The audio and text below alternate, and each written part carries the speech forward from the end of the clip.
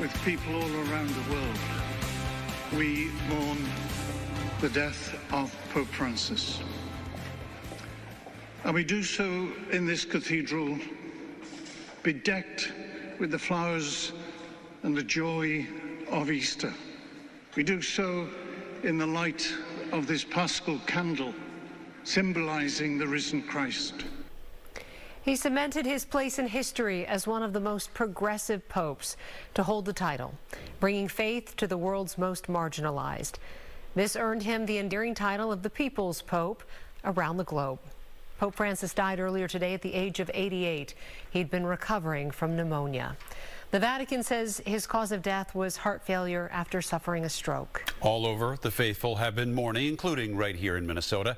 Fox 9's So-Young Kim joins us live in St. Paul tonight.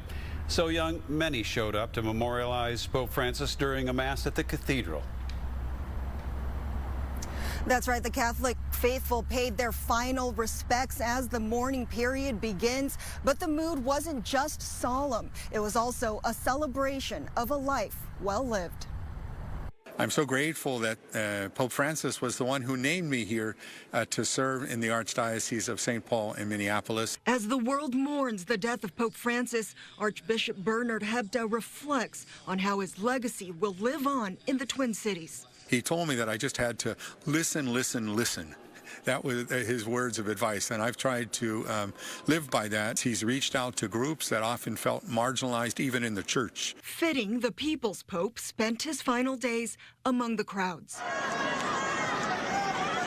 He was the first pontiff from Latin America elected 12 years ago, at a time when the church was facing calls for reform.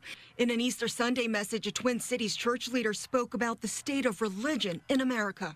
Perhaps the most stunning finding is that for every 100 people who join the Roman Catholic Church, all the 100 who join us at the table, 840 people will have left the Roman Catholic Church. For those who knew Francis, they say they hope the next leader will continue his work of reaching everyone.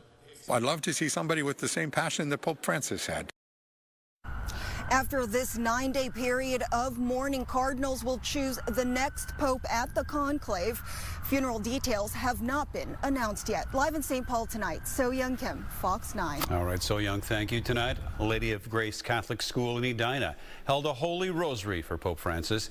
There, people prayed for his soul and celebrated the lessons the Pope taught them, including being a kind, merciful leader who walked with everyone through both their joy and their sufferings. They also prayed for the millions of people who are grieving his passing. Death is a difficult thing for a lot of people, and it's definitely difficult when you lose a very prominent leader like the Pope. But we also we're an Easter people.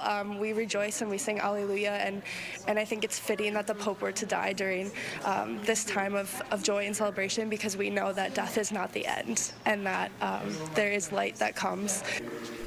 The school adds the Pope was the shepherd of the Catholic Church, and they hope to continue following in the Pope's example. And you can find all of our coverage on the Pope's life, legacy, and passing on our website, fox9.com.